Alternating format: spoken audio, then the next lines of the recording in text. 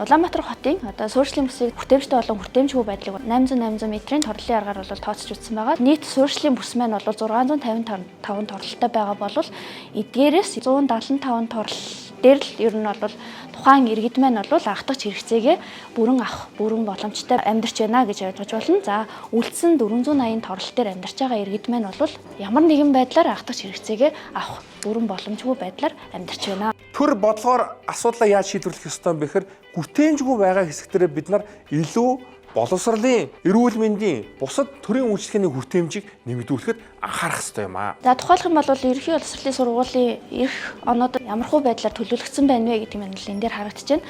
Гэхдээ ногоон бүсгээр бол ерөнхий боловсролын сургуулийн хүртээмж хангалттай байгаа хэсэг гэж ойлгож болно.